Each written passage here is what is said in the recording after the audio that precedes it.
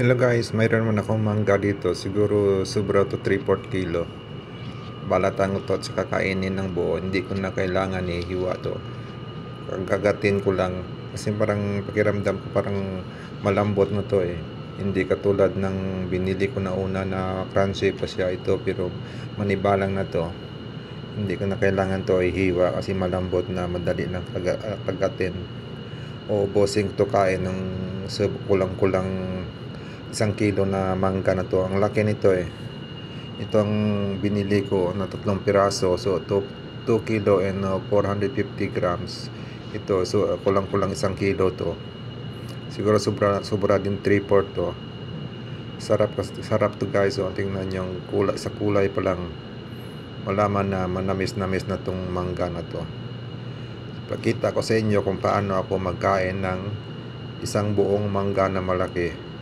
Tingnan nyo guys. Hello guys, kain tayo ng mangga. Ito, mangga ko. Ito, kainin ko to ng hindi ko naihiwa. Mali kayo. Kain tayo. Tingnan nyo ako pag kumain ng mangga. Kaya ko to ubusin. Ito. Wow. Manamis-namis. Hindi na kasi siya crunchy. Malambot na siya. Manibalang na.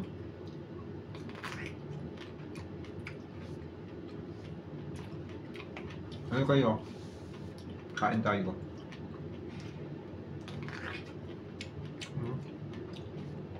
Sarap ang papaya. Mabango siya. Mabango na manamis-namis. Ang kapal ng laman yung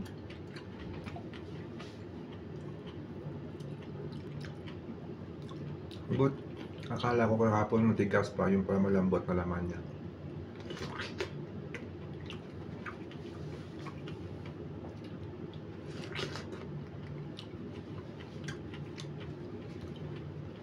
Hindi na kailangan to ihiwa.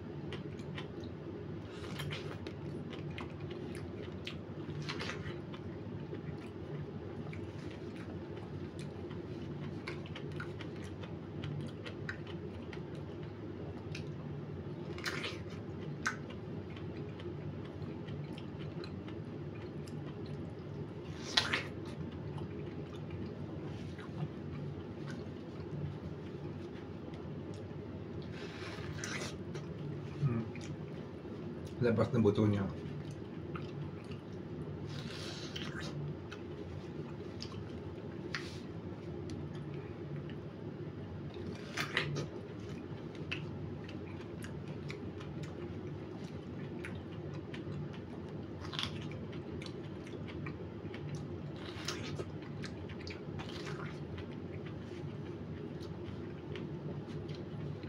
Para siyang Injamingo pero iba ang lasa.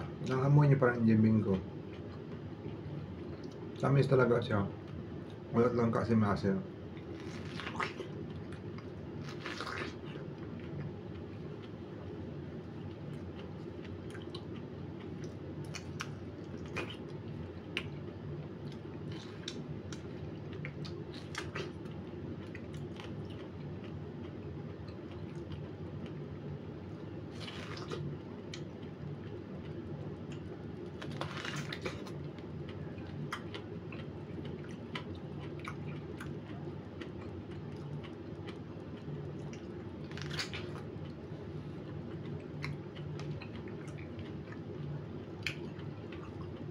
May part siya na matabang. May part din siya na matamis. May tabang dahil po ito, matamis siya.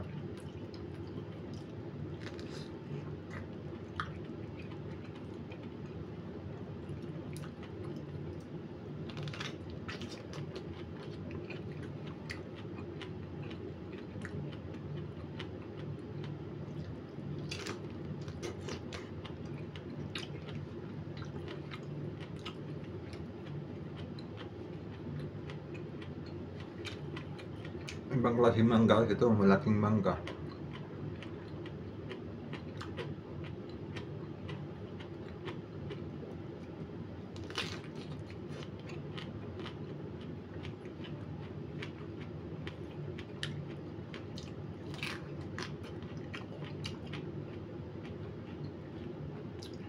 Malaking mangga pero maliit yung buto niya.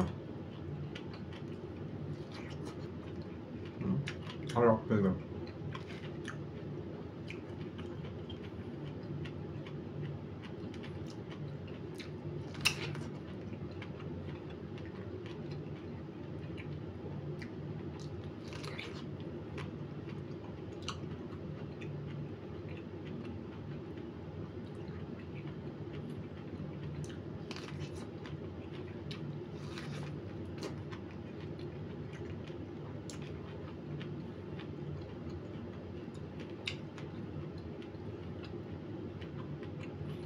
Nakaraan yung kinain ko, iniwa ko kasi matigas pa yun dito. Medyo malambot na, pahinog na.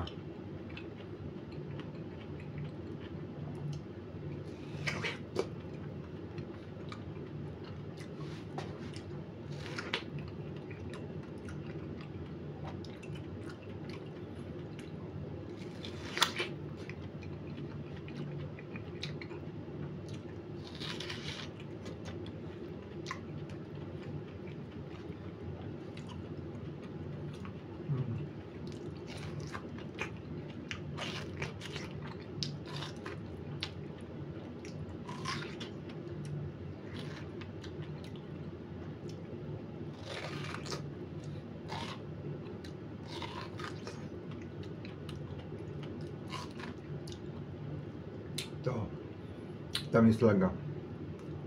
Ito lang tira, itong buto niya. Nabusog ako. O, sige guys, thank you for watching. Sana nagustuhan nyo yung pagkain ko ng mangga na isang piraso. Sana huwag kayong maglaway sa kinain kong mangga. O, sige, follow nyo po ako, paki-like, paki-share. Thank you, bye-bye, God bless.